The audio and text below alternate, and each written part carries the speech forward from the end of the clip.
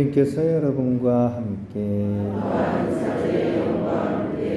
마테오가 전한 거룩한 복음입니다.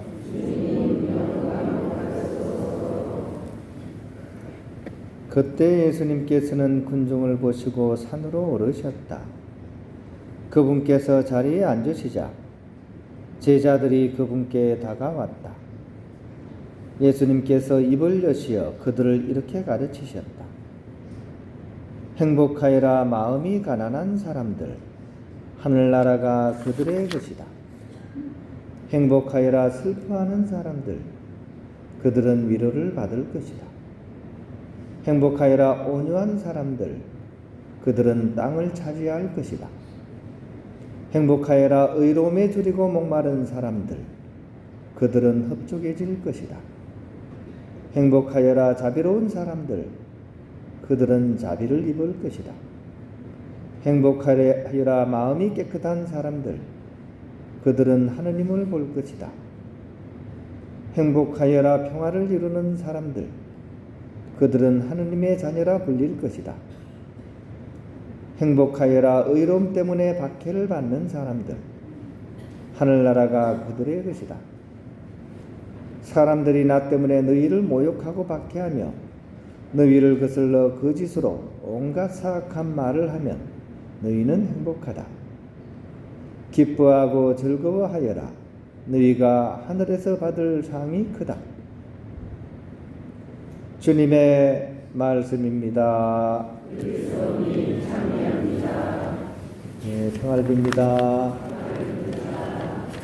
네, 아우구스티노 성인께서 사람은 어떤 상황과 처지에서도 행복하기를 원한다, 이런 말씀을 이렇게 하신 적이 있습니다. 그러면 우리가 이 성인이 말씀하시는 그 행복을 우리는 과연 어떻게 생각하는 걸까요? 어떤 게 행복한 걸까요?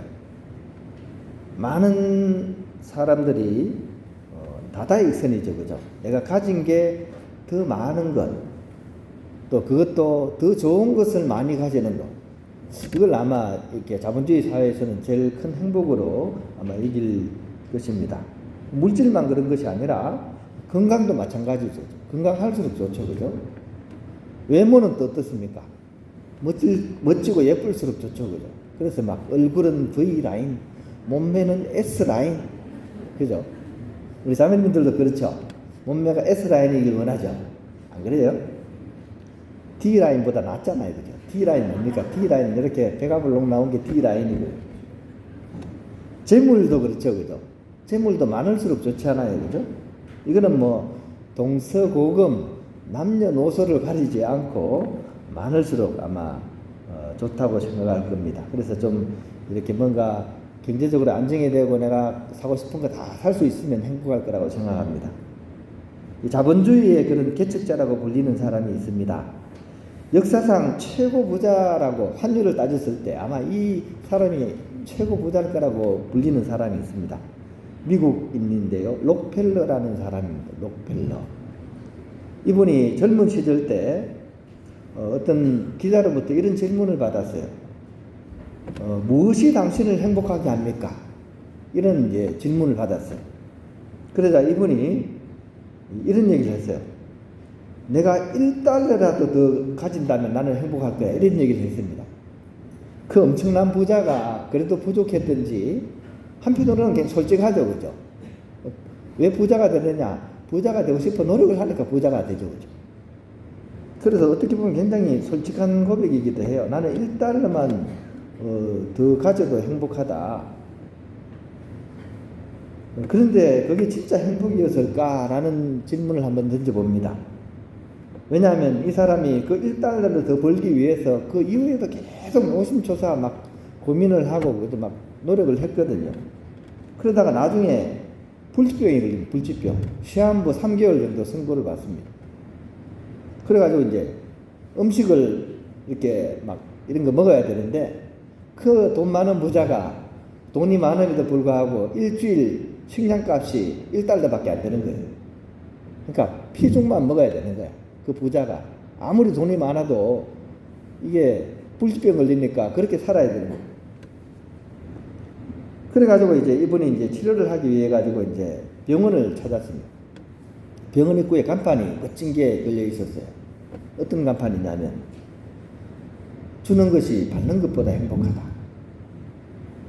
그죠? 주는 것이 받는 것보다 더 행복하다. 병원 입구에. 이해할 수 없었죠. 그죠? 1달러라도 더 벌어야 행복한데 어떻게 주는 게 행복하다고 하지? 이게 좀 이상한 마음으로 이제 병원에 들어갔죠. 병원에 갔다가 좀 이상한 장면을 목격을 했어요. 어떤 엄마와 딸이 막 이렇게 울고 있는 거예요. 그래가지고 무슨 사정인지 좀 궁금해서 물어봤어요. 사람 시켜 알아본 거예요. 그 이제 딸이 이제 큰 병이 들었는데 엄마가 돈이 없는 거예요. 그래가지고 이제 입원을 내가 수술을 해야 하는데 수술비가 없는 거예요. 그래가지고 막 어떻게 할 수 없으니까 이제 막 병원에서 이제 퇴원을 시키려고 하니까 이제 막 딸은 살려야 되고 그래서 엄마가 막 무언자가 이제 울고 있는 그 장면을 보게 됩니다.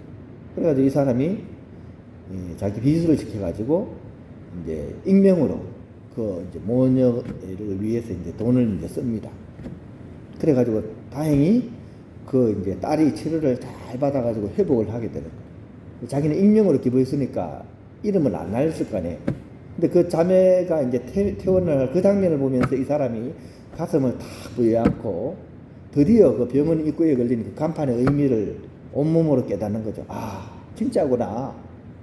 주는 게 받는 것보다 더 행복한 거구나. 이걸 이제 뼈저리게 이제 체험을 하게 되고 이때부터 이제 자기가 가진 재산을 가지고 이웃을 돕던 데 쓰기 시작합니다. 그래가지고 이제 자선 사업을 한 거죠. 유명한 재단이 뭡니까? 미국의 자선 사업 재단이 록펠러 재단. 이름 들어보셨죠? 록펠러 재단.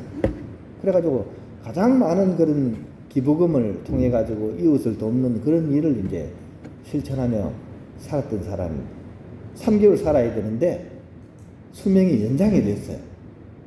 그분이 그러니까 98세까지 살아요. 그죠? 기적적으로 치유가 된 거야. 기부를 막 하면서 뭔가 마음의 변화가 일어나고 그러면서 몸까지 덩달아 좋아져 가지고 불치병을 이겨내고 98세까지 이제 살게 됩니다. 그러면서 이제 나중에 노후에 고백하죠. 내가 병에 걸리기 전보다 병이 걸리고 난 이후의 삶이 내가 진정으로 내가 살았던 삶이라고 이제 담담하게 이제 고백을 하게 됩니다. 이 내용을 그죠? 받는 것보다 주는 것이 더 행복하다 하는 이 내용을 복음의 언어로서 쓰면 어떻게 되냐? 그게 바로 오늘 우리가 들었던 진복 8단의 맨 앞에 나오는 말씀입니다. 행복하여라 마음이 가난한 사람들 하늘나라가 그들의 것이다. 마음이 가난한 사람들 그죠? 내가 가진 그런 것들을 이웃을 위해서 다 주면서 그죠?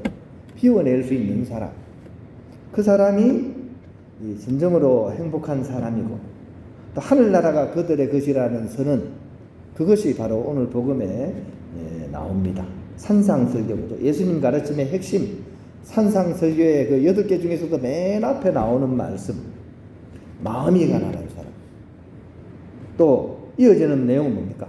슬퍼하는 사람 또 어떤 내용이 있습니까? 의로움에 줄이고 목마른 사람들 근데 언뜻 처음에 그런 내용을 모르고 들으면 어떻게 생각됩니까? 이게 과연 행복할까라는 생각이 들죠, 그죠? 길 지나가는 사람 붙잡고 안 물어보세요. 읽어주면서 이런 사람이 행복한가? 아마 도리도리 할 거예요, 도리도리, 그죠? 여러분 어떻게 생각하세요? 마음이 가난 사람 행복할까요? 어떻습니까? 여기도 도리도리 하시는 이 도리도리가 인도식으로는 오케이가 이 도리도리예요. 네, 그죠? 인도는 반대쪽이야. 도리도리는 네 맞습니다 이런 뜻이에요. 일단은 인간적으로 이 말씀을 한번 풀어보면 좋겠어요. 일리가 있습니다. 이 말씀이 언뜻 이해는 안 되지만 왜냐하면 한번 생각해 보십시오. 내가 살아가면서 진짜 가난해가지고 피죽도 못 먹을 정도로 결핍도 겪고 또 슬픔도 겪고 또 고통도 겪잖아요. 그죠? 근데 그걸 겪는다는 것은 무엇의 증거입니까? 내가 막 배고픔도 겪고 슬픔도 겪고 고통도 겪는 것은 무엇의 증거입니까?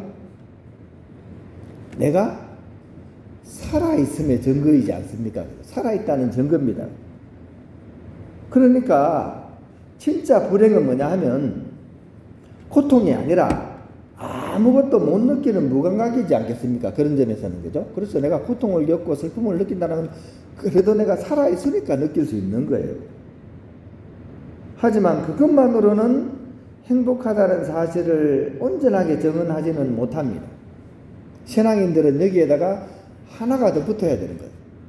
그게 뭐냐면 바로 하느님 안에서. 어떤 거라고요? 하느님 안에서. 즉 하느님 안에서 내가 살아있음을 느끼는 사람이 행복하다는 것입니다.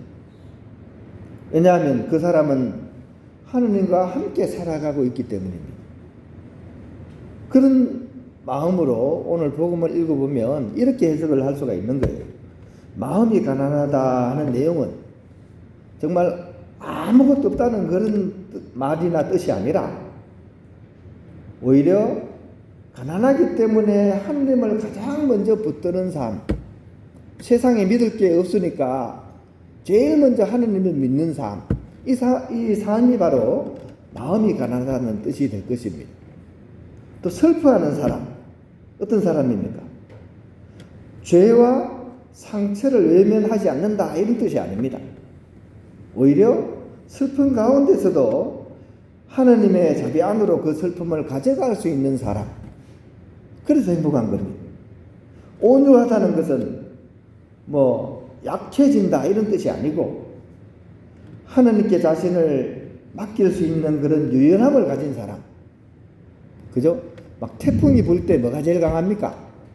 갈대가 제일 강해요. 나무는 막 쓰러집니다. 갈대가 유연하기 때문에 안 부러지잖아요. 그죠? 온유하다는 것은 바로 그런 겁니다. 의로움에 줄이고 목마른 사람들. 이 사람은 세상의 인정을 받는 것이 아니라 하느님의 뜻을 더 원하는 사람들입니다.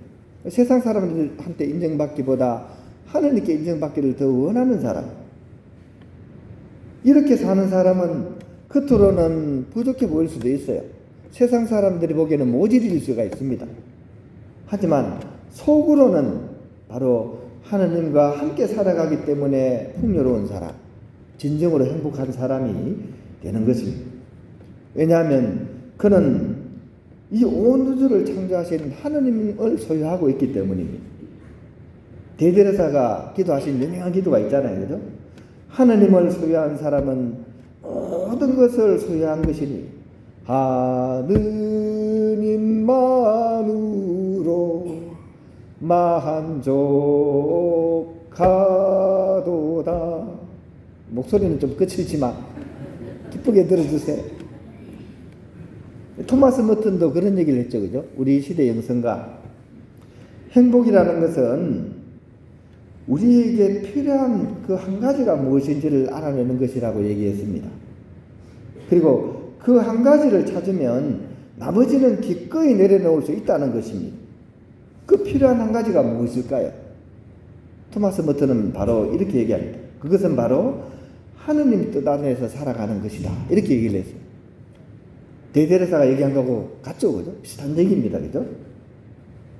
몇 년 전에 유키즈 온 더 블록이라는 그런 TV 프로에 저희 수도회 이제 산청에 사시는 우리대 신부님, 유의대 한국말로 이 신부님 이제 그 인터뷰도 하고 이렇게 출연하셔가지고 하는 그 프로가 나왔습니다.